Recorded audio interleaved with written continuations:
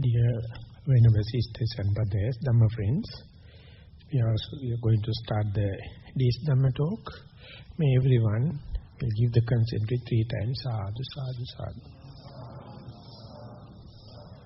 Namo tasse bhagavatu arahato samma sambuddhasse. Namo tasse bhagavatu arahato samma sambuddhasse. Namo tasse bhagavatu arahato samma sambuddhasse.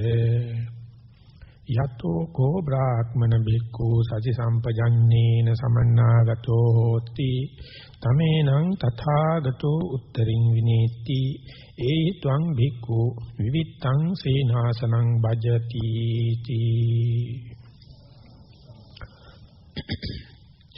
Dear Dhamma friends, we are on this particular sutta known as Ganaka Moggallana, that is teaching about the gradual training, gradual practice and gradual development. And in that sense, so far we have gone through number of preliminary stages for someone to become full-time yogi or to take the monastic life. And with that, after enumerating one after the other, ending up with the mindfulness of the clear comprehension, now the Buddha explained to the Ganaka Moggallana, if someone is now acquainted with or endowed with this mindfulness and the clear comprehension, then Tathagata, the Buddha, direct them or discipline them further. Now, Bhikkhu, now it is the time for you to take full-time meditation so that you can go into a vivittang senasanang, that means solitude place, aranyang, rukkhamulang, pabbatang, kandarang, giriguhang, susanang, vanapattang, abbokasang, palala punja. Those are the natural places, forest or under a tree or on a mountain top or mountain cliff or any cave or cemetery, maybe a small grove or forest, or go to a completely open place, or straw or kajan huts. These are the things usually you find easily under the Indian climatic situation. So now, we're armed with this all the qualifications and facilities and the abilities. Now Buddha says that you take your time and find a place where you can full-time meditate and put that all the trainings into practice. So that means if you are considering this gradual training, before you taking into full-time training or full-time practice, you must have these basic qualifications. So that kind of preliminary conditions or qualifications necessary specifically before full-time meditation. Regarding this, Venerable Bhikkhu Bodhi wrote an article. He had kind of a critical analysis what is happening in the Western countries, where people, those who have no much of acquaintance, with no much of background understanding, directly they go into a insight meditation or full-time intensive meditation, and then ultimately end up with a lot of difficulties. So therefore now it is high time to consider this gradual development instead of going directly to insight meditation or full-time meditation or intensive meditation. Rather, one has to take care about one's own preparation. And so when that, of course I had no chance to read that article, I came to know, so I had luckily got a chance to meet, and I protested, telling Bhante, in my case, I was not much prepared with this kind of thing. I directly started with mindfulness and not even with the clear comprehension that it was a good start for me. So therefore, if someone is going to prescribe or going to dictate the basic qualification, this will be discouraging the new yogis. Of course, we had more than hour-long discussion. Then he told, you people are coming from the cultural background, and therefore, even though you are not taking time separately for that, you have the same thing. So, but when someone is coming from the Western society, when they go into that, it may be too much for the mind to handle this kind of subtle thing. So they have to take care about the generosity and the virtues, that is to say, Sila Sikha, and gradually only they must go into this kind of intensive practice. So with that respect, the Ajahn Brahm has created the kind of atmosphere in the Western Australia, and that is why we can go ahead and organize full-time retreat. Otherwise, directly when someone going to practice 10 to 12 hours or 14 hours continuously, it may be too much. So those who are catching up must be happy. That is because your past trial and error methods and the past experience, that is why we can succeed in a retreat like this. But only one thing I would like to emphasize here is, after the first prescribing the Sila Sikha, that means your moral restrainment, then the Buddha introduced restraining of the faculties and moderation in your food and wakefulness, and then only he introduced this Sati Sampajanya, that is the mindfulness and the clear comprehension, and that qualify you to take this kind of intensive retreat. And after inviting and giving necessary background, then Buddha take directly about the obsessional kind of defilements, that is to say, do away with hindrances. So beforehand, you are developing your abilities and your training with respect to your feeding, ahara, vihara, manovyapara. That means ahara means your feeding habit, vihara means your postures, how much you can take time in sitting meditation and walking meditation, of course with the standing and lying down, and manovyapara, whenever you are doing away with this sensuous gratification, how is the action and reaction of your mental background, and when and where you are trying to restrain your faculties, how is your response? These things must be tested with quite open mind. Otherwise, very difficult to declare war against these 5 hindrances. So therefore, you have to develop little by little or piecemeal basic, and then only he go to practice this samatha meditation, or we can say doing away with obsessional kind of defilements. So paccabattan nisidati pallankang abujitva ujung panidaya parimukang satyang upattapetta. This is the normal phrase Buddha use in the Satipatthana Sutta, and with that respect, the Satipatthana Sutta directly starting from that. You take your morning time you use for your pindapata and other works, and after the midday meal, you sit down cross-legged and keeping your upper part of your body erect and focus your attention or the mindfulness forward, and that is the most important thing. And whenever it is traditional translation happen, this is keeping the mindfulness in front of you, or that means in front of your nose or in front of your face. That is what the parimukhang is being translated. But as I informally mentioned in the last few talks, Venerable Nyanaponika, writing The Power of Mindfulness, he says not the focusing the mindfulness in particular place or respect to your body.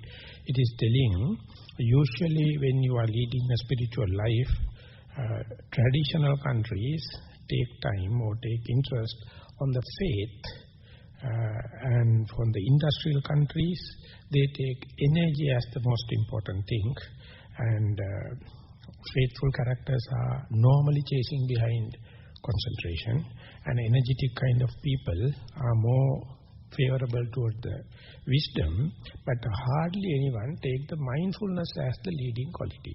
So this is the revolutionary placement.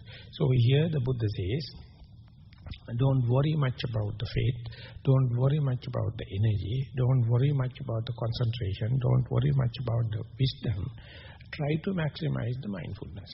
That is why this particular sutta, the Satipatthana Sutta, named after the Sati.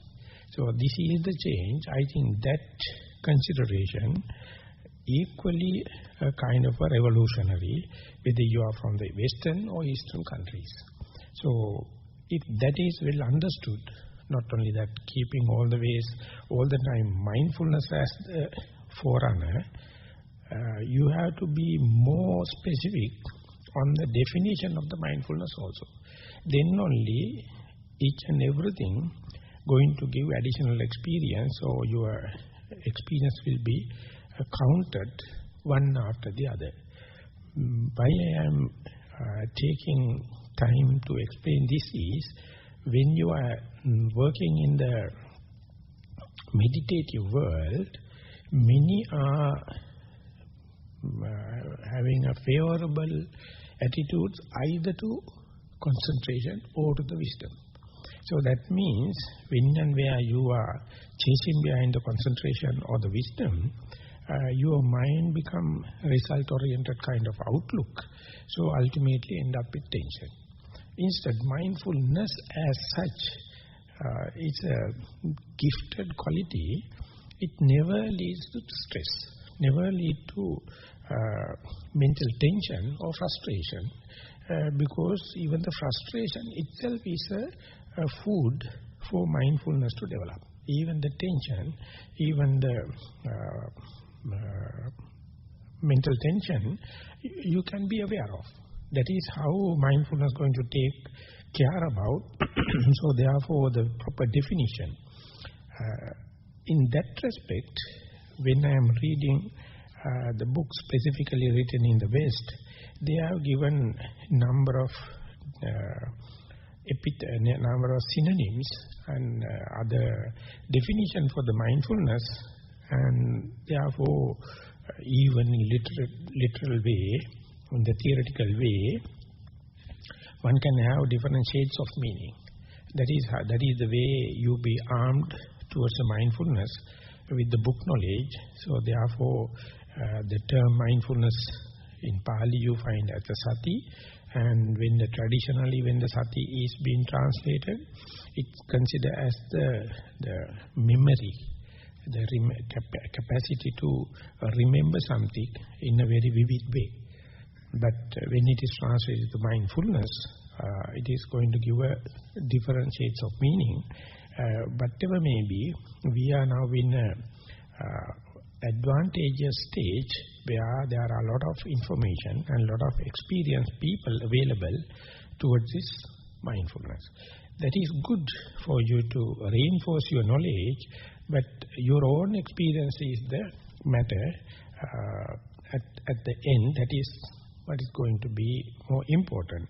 So with that mindfulness, so abhijjhaya loke pahaya vigata abhijjha bhijjena cetasa viharati. First, as far as your basic trainings are concerned, whenever you are practicing moral conduct or observing precepts, of course you have to go against the grain, go against your likings and disliking. There also you are restraining. Now that is called kama guna. Now it is at the Nissarana level or in the obsessional level, it is called kama chanda. Yet another name is abhijja, that means abnormal kind of craving and desire for some things. So whenever you are caught up in your likings and disliking, definitely it is blinding your eyes. You think the truth is lying within your periphery of likings. So therefore you never try, you never explore in the areas where you do not like, and therefore your exploration, your research will get confined into these likings. So ultimately the Buddha has properly has presented, the truth may not be lying within the area what you like. It may be in the area you have rejected, telling I don't like. Likewise, when we are going to take a decision, specifically in the Chanki Sutta, Buddha has given, you usually take a decision with faith, what you call, this is my faithful area, others are heretic, so therefore you never go into the other areas, you are confined to the faith. But the Buddha, he says, when you are going to take this criterion like faith, it has two weaknesses. Within the area you selected as faith, the truth may not be lying. What is you rejected as heretics may be carrying the truth. And exactly in the likings and disliking, you expect the truth to be within the periphery of liking, but the Buddha says exactly the same criticism is there. Truth may be in the area where you do not like. The other thing is hearsay that you have learned from the book. So if you are a person bounded with a particular kind of a religious book, and if you are not ready to read the other sides, you expect everything, all the truth available in the particular book you are believing. And you are not open to read others, but the Buddha says that may not be carrying the truth. Truth may be lying outside that. The next one is your argumentation, your deductive knowledge, and you like your own deductive knowledges, and you put according to your own thinking method, and expect the truth to lie within your argumentation. But even if you are winning with the argument, and in the debate, according to your liking of argumenting, the truth may not be carrying within that, maybe outside. The other one is your view. Each and everyone till come up to a certain purification, knowingly or unknowingly, they have their own view, stereotype mind, and they expect the truth to be inside the what you selected as correct view, and you do not look into the others due to this limitation, but the truth may be outside. So therefore likings and disliking are really a kind of imprisonment what you have created by yourself. So in this endurance, what you do is you fix the mindfulness into an object which is neutral. It is not going to give any kind of a sense indulgence or any other satisfaction. So when and where you are going to not to go into the unlike or dislike area, even if you are compromising at the neutral area, if you are so obsessed with your likings, your brand name, your color, your size, and all the kind of thing, you find it very difficult. So when you are compromising, abhijja, that special kind of liking, going to disturb you. But if you consider very seriously, is all what you selected as you like is not assuring your well-being. For example, whenever you have diabetes, you like sugar, and you chase behind it. But even if you get it, the sugar won't give any kind of assurance. And whenever you have any cholesterol problem, you may be happy to go for barbecue and oily thing. It is tasty and you like it, but no assurance. Exactly this is the way, if you have no any moderation in the food and consideration on obsessional kind of defilements, you will never compromise. But when you are practicing, you have to compromise not at the just mere moderation of food. Food for thought also to be moderate. And then you may see what you have already developed, that you are liking, work it as a debt. So Buddha says the abhijja or kamachanda as a debt. You have to pay for that. So much so, you have to go against the grain. Or sometimes, the Buddha says, if the mind is as a bowl of water or body of water, when and where the likings or desire, a craving going to happen, your water body will be colored so that you can see the bottom of the body, bottom of the water. Or the reflection of your face, if you are peep into that water, is not going to reflect your exact face because it is colored. Likewise, whenever the mind is with desire, it's like a colored water. You can't see through. What it is reflecting is not the things as they are. And ultimately, you have to redo it. When you are redoing, so far, the thing that you have so far taken delight, desired, this is the point in the second stage, at the second layer, when you are working with obsession kind of defilements, the kind of a training. Now you are more coming to the Anupubba Patipada, that means upliftment is so immediate, not like in the moral restrainment and restrainment of your faculties. They are the immediacy is so prominent. Soon you take your bold decision, not the decision but the steps. You can see when and where you are practicing, your desirability, undesirability, you have to keep little aside and to be ready for the thing, what is happening. As and when it happens, the mindfulness is the most important rather than the choice. So that is why it says the choiceless awareness. Be aware of the phenomena, may be your primary object. Look at it without a choice. I mean, that is why the choiceless awareness, the term came into being. And when you are practicing, the hatred is the next thing. When and where you to focus so much of attention onto something neutral, the mind is not happy. So therefore, the reaction or the kind of irritation, kind of self-criticism going to happen. So if you are living in a society, that irritation, that your fault finding definitely will affect the society at large. So you may find that you are a misfit or a black sheep. Whatever going to happen is problematic. But if you are living in a forest, you have to fight with the trees. You have to fight with the rocks. You have to fight with the wild animals. But they are not reacting. That is the beauty of it. But when you are in the society, maybe your mistake or their mistake, whenever we are going to do, our response is very, very sensitive. So therefore, either you have to go to a forest or under a tree, or you have to associate people, those who are not gathered together for the sensuous gratification. They are also, if they are restraining themselves, no matter how much people are around. Because now your likings and disliking going to be very sensitive issue.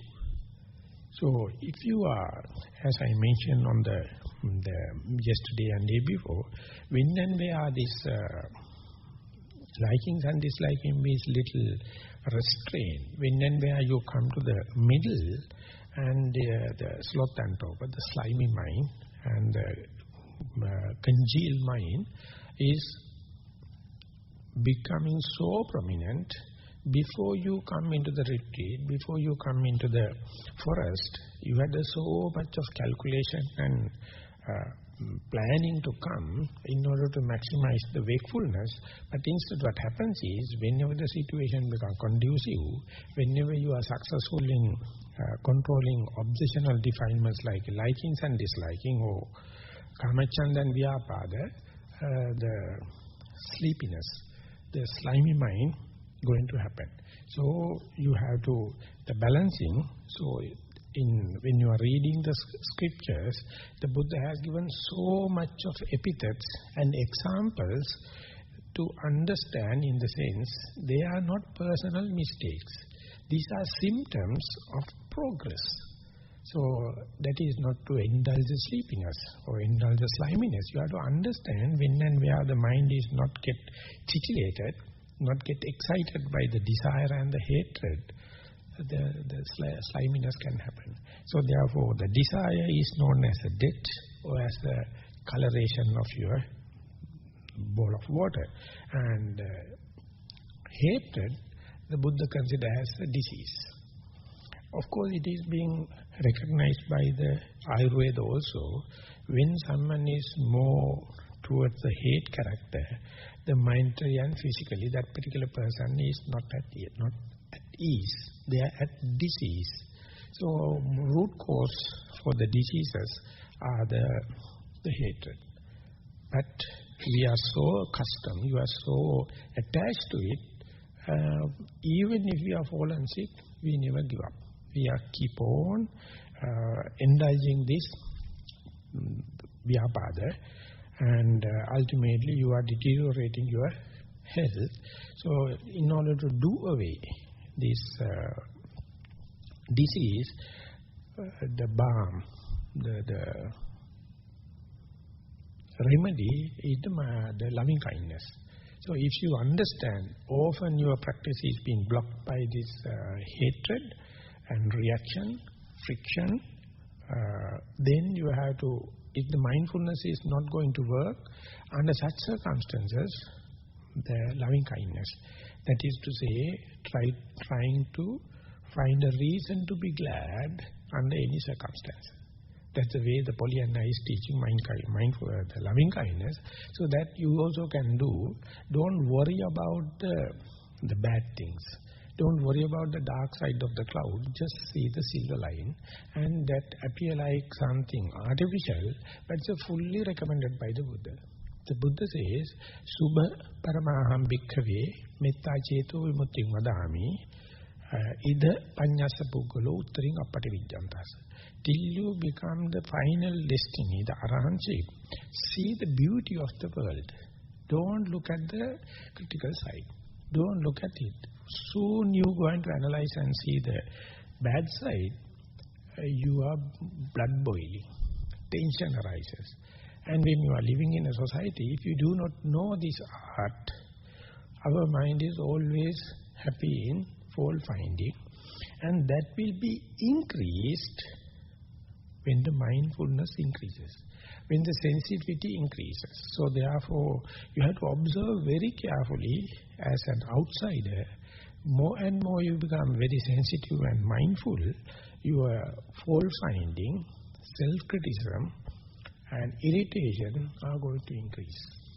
So if you are not going to give a proper interpretation, and if you have no any good association, what can happen is you will withdraw from the whole meditative life, telling that in this world very difficult to meditate because people are irritating you.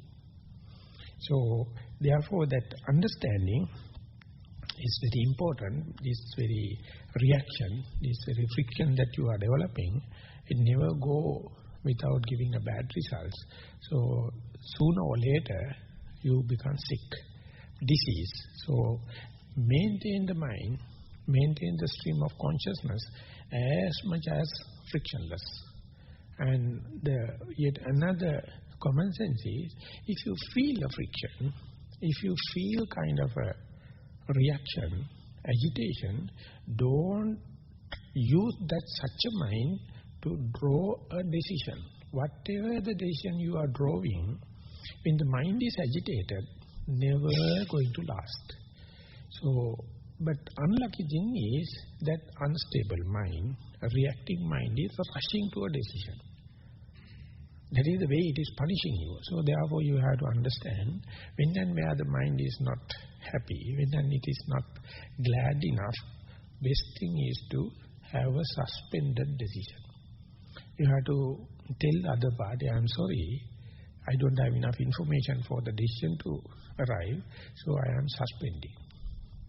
So if you are living in a society, it is so pressing, it is demanding, I would say it is not a society, it is a prison. You are in a rigorous imprisonment, because if you are answerable each and every person, that is the best thing if you know how to live a monastic life. You are not answerable to anything.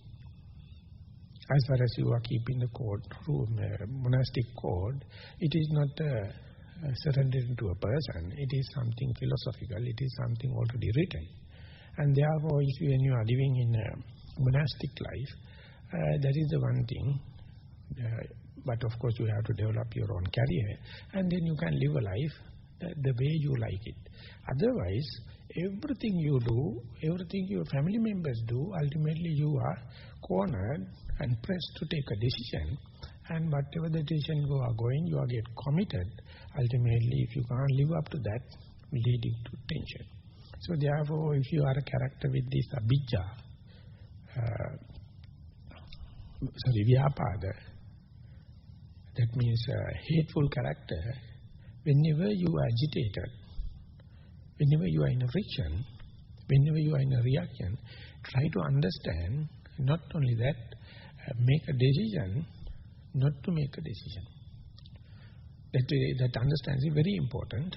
And the other part of the joke is, when and where the mind is in a glad situation, decision is not asked for, not necessary.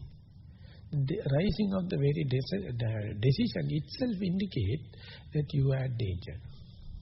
So live in a society where the decisions are not much pressing and threatening, and that indicates your state of mind is fairly in a metta state, or gladness, or in a rapture, or have well-being to the others as well as to you. So these things will be very sensitive and very immediate in the meditation in a intensive way. And whenever there is no that kind of agitation, the other part is the Thinamidda, the sloth and torpor, and the slimy mind. And without agitation and without sleepiness, maintaining the mind with the neutral object is a challenge.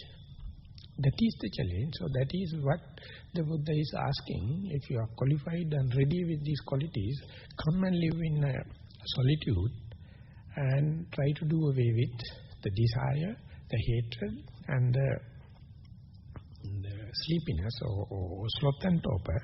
And that sloth and torpor, the Buddha considers as a prison. When and where these agitations are not there, you feel like imprisoned and you get pressed with this slimy mind and very difficult to break up. And as far as the water body is concerned, the Buddha says, as if the water body is covered with moss and the water weeds, it is unusable. From a distance, you never see it as a water body. It appears like a lawn.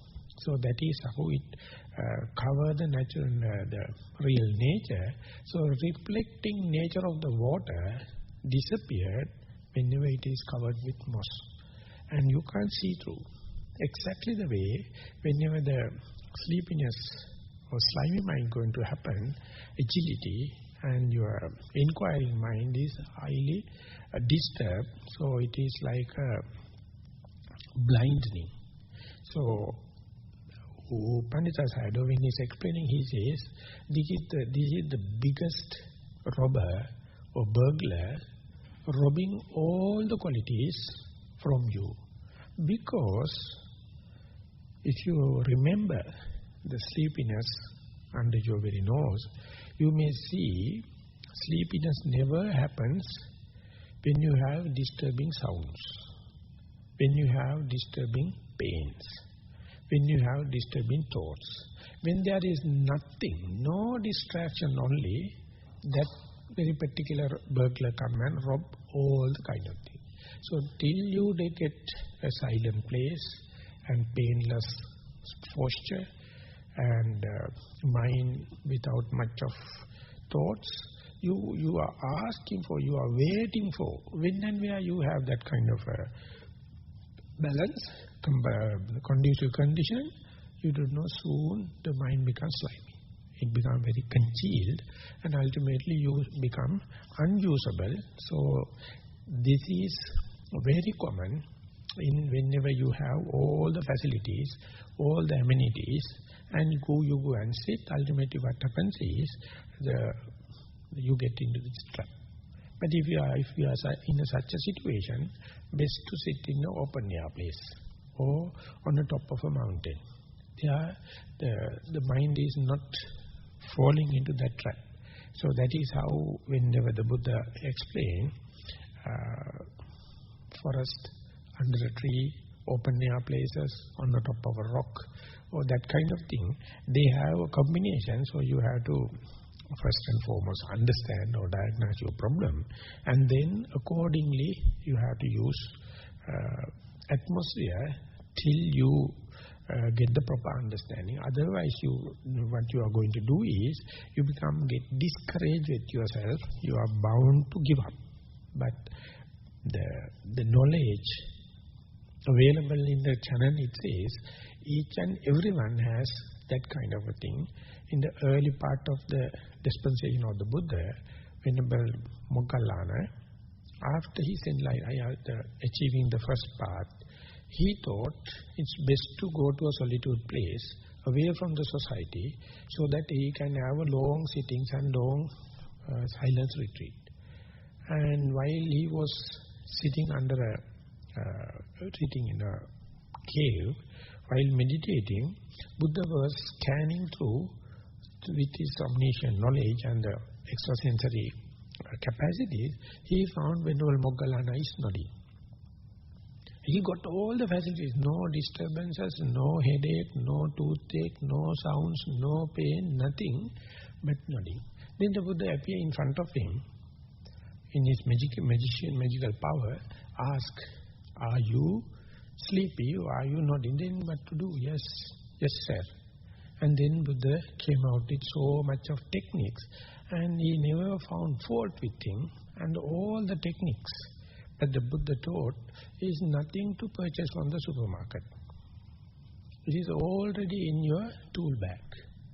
So if you feel sleepy, if the sliminess creeping, recite something encouraging. Something first and foremost the Buddha says, recognition of very thing. Recognition of this very perception that now my mind is more towards the slimy, more towards the congealing situation. That very understanding, you can nip it at the bud level. But if you fail at that level, you have to recite. And from the Maha system, the Maha Sayadaw says, note it immediately and rigorously. But if you are in a solitude place, if this noting is not working, you have to recite so that they hear it.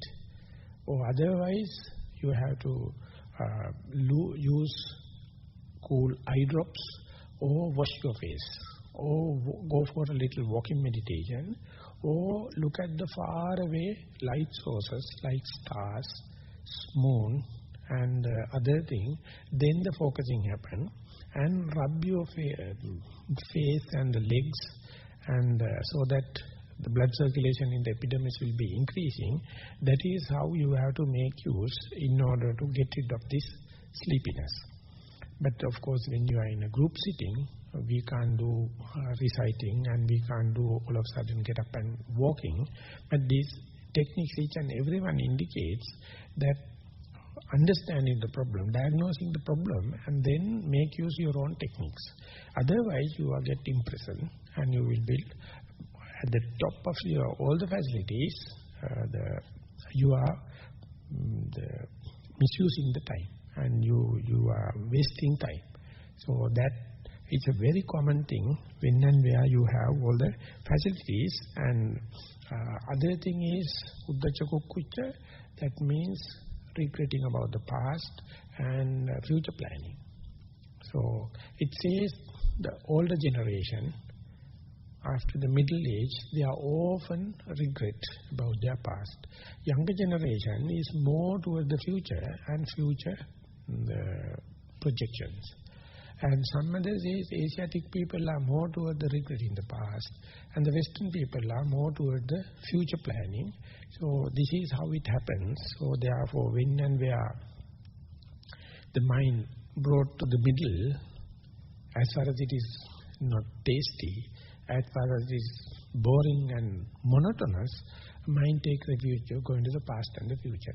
Not only that, and then calculation going on, regret of the future projections, and then you find excitement.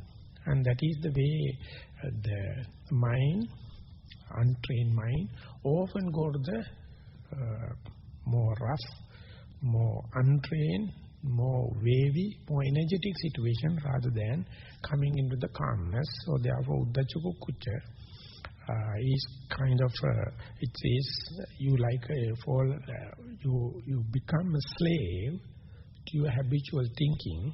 If you are regretting kind of a character, when and where the mind becomes space, you start that.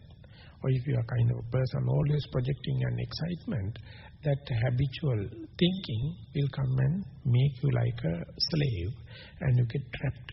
Or otherwise, if you are to compare it with the water body, it is like the water is with lot of waves and frills and thrills, and therefore you can't see the bottom of the water body. You can't see your reflection of your face because the surface is broken. So this is also often happening when the mind about to start calming down. So a lot of unwanted thinking and background thoughts are going to happen. So sometimes you have to neglect them as far as you can keep the object face to face with. Or if it is happening again and again, as we discussed as the last question of the yesterday's Dhamma discussion, sometimes it will carry the way, and there you have to recognize my thinking, wandering mind is the often disturbing, frequent disturbance. So under such circumstances, you have to keep on rigorous noting or count the number of in-breath and out-breath without the distraction of the thoughts. And yet another method is you have to, when and where you find your mind is distracted by thoughts, be little aware, try to understand the content of it, whether it is regretting the past or future. Then you may find you are belong to one or the other. Some people are in a mixture. And if you are in the past, it says, Atithanudhavanam chittam vikhopanupajnan samadhisa paripanto. Whenever the mind going to associate the past, end result is the regret, and it's a clear distraction for the concentration, and that you are unmindful. Anagata patikankanam chittam vikampitam samadhisa paripanto. Whenever the mind is projecting future, the excitement, agitation is the end result, and it undermines the mindfulness and the concentration. So you have a lot of features to understand. Whenever meditation, if it is going to end up with regret, that means you are habitually associating the past. And whenever it is with the excitement, at the end you don't know how did you get up, and all of a sudden you get engaged in other tasks, that means you are a kind of a person projecting future. And when and where the mind jumped ahead of the time, you lose mindfulness and the concentration, and you get up and go. And so you can track the situation by either by excitement or thinking, lack of mindfulness, lack of concentration. These things, don't take it to get disappointed. This is the way of diagnosis. And for that, no one can help you. Unless otherwise you pay first-hand experience. The good thing was that during the time of the Buddha, he was in a position to read the other's mind and give a particular suitable instruction. But as far as Buddha is not available, you have to have your own mirror, your own mindfulness, your own reflection to see what is the most frequent visitor. Is a regret or excitement, and when and where it happens. If you get discouraged and disappointed, you are going to lose the game. More and more you apply, and more you diagnose it, you find you are the doctor, you are the patient, medicine is the mindfulness, and the circuit become within circle. So you can apply again and again. They are the yoniso manasikara, the radical reflection or wise reflection going to work. That means even if you are falling into regret about the past again and again, more and more the mindfulness to work, you can nip it at the bud level, more and more associate it in the positive thinking instead of regret. And the other thing is discuss it. Whenever a chance happens, discuss with another person who is meditating and express and present your situation.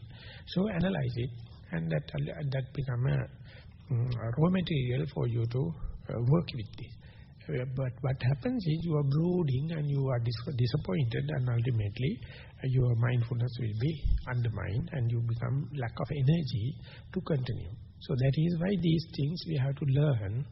It is scattered here and there in the canon, and when you are learning, you can understand you are really now on the Patipada. Really now in the understanding you are, we so to say, subconscious. Yeah, you are going to the, not on the tip of the iceberg.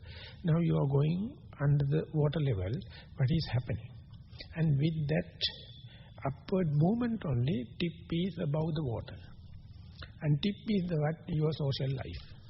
That is programmed and prepared by this upward lift that is coming from these defilements. So to go into the defilements, you must be so patient, and you must have so much of positive thinking. You must have so much of preparedness. You must have so much of past mistakes. And when you are investing again and again, sometimes it appears like endless game. So much the same mistake going to happen.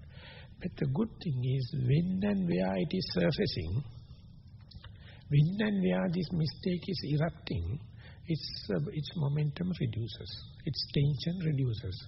It happens painfully in a slow mood. That is why you have to apply repetitively about these different techniques and diagnosis and go prepared. The last in the defilements, the hindrances are the doubts. So the other part of the doubt is inquiring mind and tasting the sap of the Dhamma. That means see the natural characteristics of the primary object. More and more you very under the nose, observing your primary object when in sitting or walking. So much so, there is no chance for doubt to arise. Whenever your deductive knowledge is going to happen, then doubt is going to take the upper hand. So therefore, if you are believing things as they are and directly facing the object, whether it's a beautiful mind state or defiled mind state, it never mind. But if you are facing directly, as and when it is happen, you can see you are really going to give a fight for a long-standing weakness, that when and where there not enough information, our mind is going to go for making doubts. So therefore, not only that you are understanding the characteristic of your primary object, you understand how the doubts are going to work and how it is going to topple your stream of mindfulness, and you get defeated. And therefore, again and again when you are working, you have to have so much of sympathy about oneself, and then only you can understand why in our world, why in our society, people are mistrusting each other and lack of communication, because we are not clear about what we are talking about. We are not thorough enough what we are talking about, so it is ultimately ending up with frivolous talks. So if you are a person talking too much, the doubt will be your main enemy. Pandita Sayadaw is giving an example. He says, before going to the sitting meditation, just talk with another person on casual 5 minutes and go and sit. You can see in a chatter go at least 10 minutes about what you have talked before, because you are again re-evaluating it. What I told, did he or she understood properly? Have I presented in the proper way? Was it factual? That is the way. So therefore, as far as you are developing or try to getting rid of these doubts, keep talking short and sweet, short to the point. Otherwise, just say, I don't know. And therefore, it appears so unsocial-like. So within the retreat, if you have so much of rules and regulation, first few days, yogis may behave like deaf and dumb, like. Third day, fourth day, they start talking. Wherever two people get together, just like ants, they are talking little by little these things. And ultimately, so much of socialization. What is your email address? From where you are? And are you Buddhist? All the things. So you don't feel any crime behind it. But this is also arising from the doubt and increasing doubt. Ultimately, you find that your trend broken and the support has been disturbed and challenged.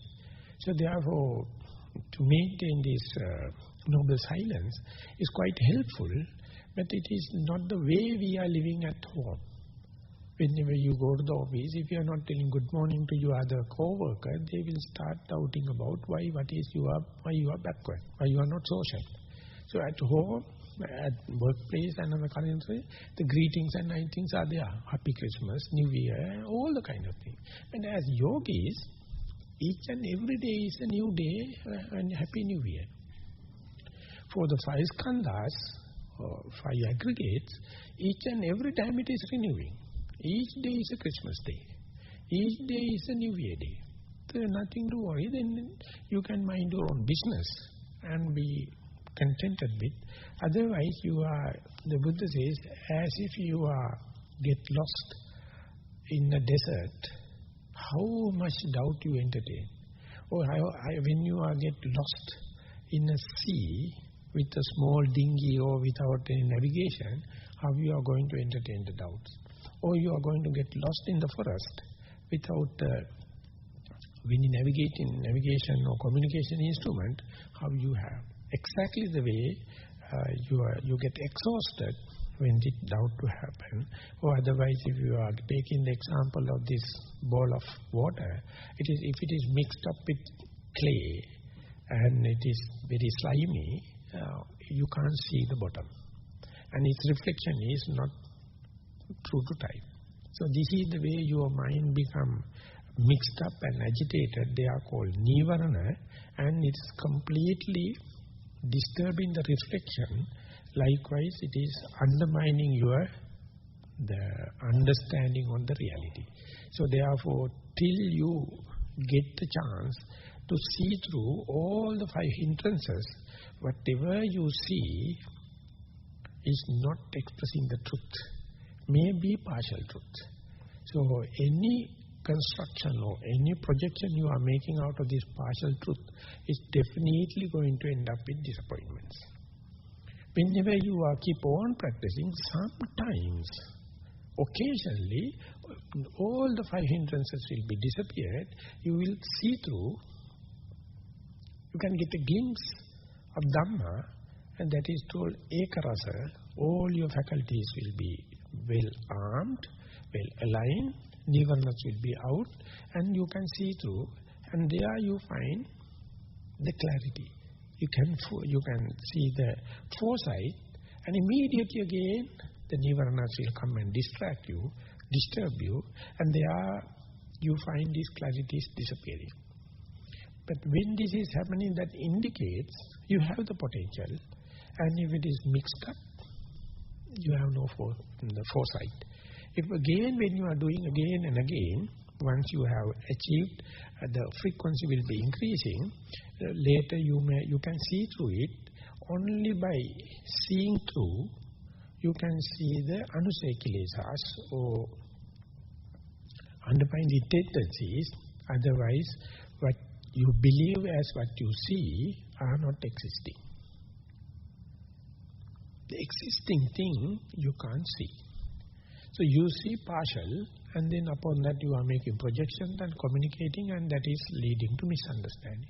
So therefore, till someone develop kind of a mastery to get rid of nivaranas and to maintain that thought moment for consecutive minutes or seconds or thought moments, you can't declare any mastery. And when you keep on practicing, you develop lot of skills. What is the best time? What is the best posture? What is the best preparation? And what is the best object? Everything at the beginning, of course, you start with the standard one, but you have to be very open so that you develop kind of a state of mind, temporarily or permanently free of nivarana. The temporary state is known as upachara samadhi, that means access concentration. But if you can declare and be assured to that, so that you can keep it for 5 minutes and 10 minutes, under such circumstances, you can entertain the appana samadhi or absorption, and there you can see it is as if you have gone into the orbit, no more friction, no more gravitational force, the completely different state. So that kind of a state, that kind of a relaxation or that kind of space is known as immaterial pleasure. Never you can get it, that kind of a relief, by looking at different forms and colors, by listening so much of good music or sounds, by any smell, by any taste, by any contact or by any thinking. When and where this is absent, you will get plugged into this immaterial pleasure. That is called renunciated pleasure also. So then only you understand, maybe still partial, the potential of the human mind. Otherwise you are so obsessed, so behind sensuous pleasure, you don't find that 24 hours not enough for earnings.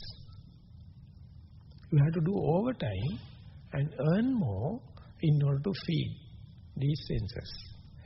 No one on the earth declared they have achieved the task. Everyone at the deathbed, death happened in a vacuum, in desperate, in a disappointment. So therefore we are in such a game until you come to a position where temporarily or permanently you can see mind is fairly free of these obsessional defilements. So there you emerge above your nose level from the bog, and you can understand the world. And there you see, when and where you go to that state, you feel like it is a walkover. You have not defeated any person, but you got everything, and there is no one there to give a fight. Everyone is so busy with sensuous pleasure. They are so engrossed with satisfying your eyes, ears, nose, tongue, the body and the mind. It's a lost game, but anyway, you can see how much the ignorance, how much the craving is pulling you down into that kind of a situation. But if you have Anupubba Sikha, if you know Anupubba Kiriya, If you are in Anupubba Patipada, slowly you can cut through. So it is called, when and where you are not in such a purified form, your brain, mind is getting layer after layer defilements. It says as if in Sri Lanka and in India, specifically ladies are very happy to wear golden ornaments, and they wearing earrings and garlands and all the kind of thing out of gold, but they don't know the gold is now smearing with these 32 kind of repulsive things. So it get oily, it get discolored, and when and where this gold is contaminated with the body, it is becoming day by day, it gets layer after layer, this grease and this oily stuff. So, but still, the value of the gold is there, but you don't feel like wearing it because it is off color. And when you go to goldsmiths, the Buddha says, Anupubbena me dhavi, tokato kankane kane, kammaro rajaseva, niddame malamattano. That just like a goldsmith, what he is doing is, he brush it with soap, with a soft brush, and put into fire, and let the outer layer burn, make it ash, and put into water again and brush it. So he put water, fire, water, fire, water, fire. Accordingly, he clean it so that decorations and the lines, subtle lines never get disturbed, but he completely removing layer by layer that accumulated grease. Exactly our mind, the Buddha says, Pabassaramidam bhikkave chittang, aganduke upakkilitte upakkilitang, tanchako asutavato putujjano nappajanati. So asutavato putujjanasa samadhi bhavana nattiti vadami. O monks, each and everyone has this lustrous, shining mind, but unlucky enough it is smeared with some grease and some rust. Those who do not believe that, their meditation is at lost.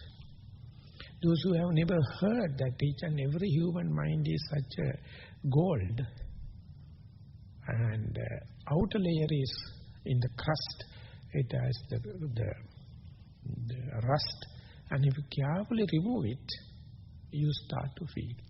And this is kind of a discouragement like, because many people do not trust humans. They always look down humans, develop doubt and all the kind of thing. So they are so much so they are hating oneself, you hate the others. That is because you only see the outer crust. You only see the rust. You don't know inside there's gold. So after telling that in the Anguttara Nikaya, the Ekaka Nipada, immediately Buddha says, Pabassaramidam bhikkave chitta. Agantuke upakkilitte upakkilita. O monks, the core, the center of a humanness is just like a lustrous gold. The outer, there is one layer of rust and the grease. Suttavato arya savako tanjanati. The person who has listened carefully, person who has the book knowledge, he knows, even though temporarily the mind is so much smeared with this thing, inner gold is there. So his meditation, his patipada, he do with positive thinking. He know temporarily it is smeared and defiled, but it's a very thin layer. So he try incessant way to cut off and wear off that layer, and he find inside the gold. So his effort, you can't call it as trying, that you have to tell it is like striving. Person who has no understanding, no book knowledge, they are still trying, often they get up and go, disappointed. So yogi is not a person trying. Yogi is a person always striving, knowing that I have hard-earned this humanness. I am in the dispensation of the Buddha. My mind is temporarily maybe dizzy and discouraged and kind of thing, but it is a thin layer. But if you know the Anupubba Kiriya, Anupubba Sikha, Anupubba Kiriya, Anupubba Vatipada, you keep on fighting, you know one day you are going to hit it. So such a person has a special nature, it is called striving. So these people also, striving yogis also have sometimes forward and backward way, but keep on practicing in a regular way. So in order to practice regular way, you must have to have book knowledge. You must have to have theoretical knowledge. So far, the Buddha gave theoretical knowledge about the moral training and theoretical knowledge about this concentration training.